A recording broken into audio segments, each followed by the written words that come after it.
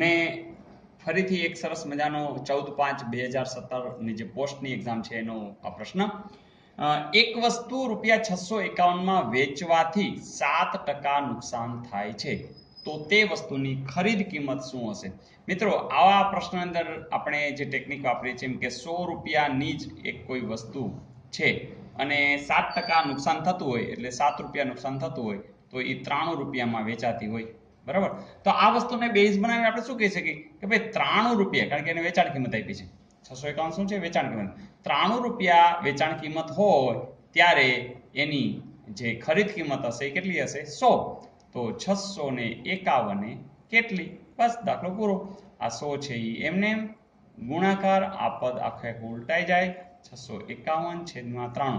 મિત્રો તમને આમને ખબર કે 7 તેરી 21, એટલે 93 × 7 કરશો તો જોઈએ અહીંયા જ આપણે કરીએ, 7 તેરી 21, 2 9 7 63 ને 2 65, જોજો ઉડે જ છે, એટલે અહીંયા આવી જશે 7, જવાબ આવી જશે 700.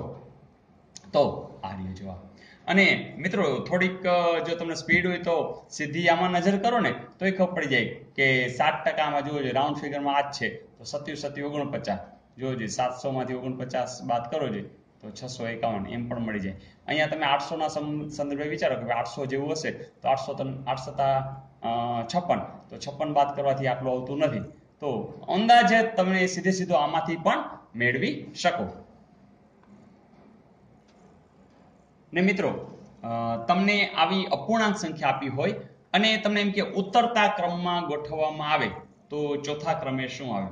આ બે રીતે થાય. તમે આનો લસા લઈને પણ સીધી વાત પકડી શકો. નાના પેલા ઉદાહરણ છે તો તમે ભાગાકાર તમે તરત કલ્પનાથી કરી શકો. 1/5 એટલે ખરેખર શું છે? 1/5 છે. હવે તમને ખબર છે કે 5 × 5 ચાલતું નથી, પણ અહીંયા તમે પોઈન્ટ મૂકીને પછી તો જેટલા ઝીરો જોતા હોય એવા વિચારી શકાય.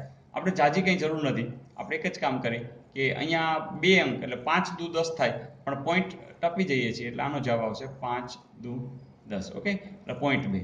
એવી જ રીતે 2 ને 7 વડે ભાગીએ, જોજે અહીંયા પણ આપણે 7 દુ 14, અને હજી આગળ જવું હોય તો અહીંયા 60 આવશે આ મીંડું, તો આ 0.2 તો આવશે જ.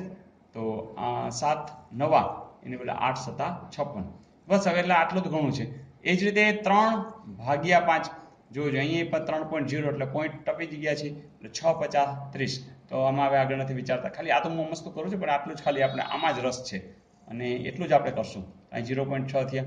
પછી 5/6, તો 5/6, તો જોજે 8 6 39 એટલે 0. બરાબર, પછી આગળ કઈ જરૂર નથી. 11/13, જોજે ભાગ નથી આવતો એટલે પોઈન્ટ તો મૂકશું અહીં 110, બરાબર, એટલે 11.0, એટલે 110 વિશે વિચારશો, 110 એટલે 13 7, બરાબર. જોજે આટલાના આધારે તમે નક્કી કરી શકો. ઉતરતા ક્રમ એટલે શું? આ રીતે જવાનું, એટલે સૌથી મોટી સંખ્યા, પછી નાની સંખ્યા, નાની સંખ્યા, નાની, એમ જવાનું છે. જોજો આમાં તમને મોટી સંખ્યા કોણ દેખાય છે? તરત જ કહેશો કે આ 1. એના પછી કોણ દેખાય છે? તો કે 0.7 એટલે 2, પછી તો કે આ 3, પછી તો કે આ 4, પછી તો કે આ 5. એને શું કીધું છે કે આ ક્રમની અંદર ચોથા ક્રમે, તો 1 2 3 ને 4, ચોથા ક્રમે એટલે આમ જોઈએ તો બીજી રકમ, એટલે કે કોણ આવે? 2 સપ્તમાંશ છે. યસ, છે 2 સપ્તમાંશ. તો આમાં માત્ર પોઈન્ટ આધારિત જ ઝડપથી તમે ખાલી ભાગાકાર કરી અને નક્કી કરી શકો છો. ઓકે. ને મિત્રો જો ચોરસના એક બાજુની લંબાઈ 5.2 સેમી હોય તો તેનો વિસ્તાર, એટલે કે અહીંયા ક્ષેત્રફળની વાત છે, તમે જાણો છો કે ચોરસ હોય એનું ક્ષેત્રફળ A = L² એટલે ખરેખર તમારે 5.2 નો વર્ગ કરવો છે, એટલે કે 5.2 × 5.2 કરવાના છે. બસ એ જે જવાબ આવશે એ જવાબ છે. કંઈ વાંધો નહીં, 52 × 52 કરી નાખી તો 5 દુ 10, પછી 25 ને 26, 2 દુ 4, 5 દુ 10, 4 0 7, બરાબર.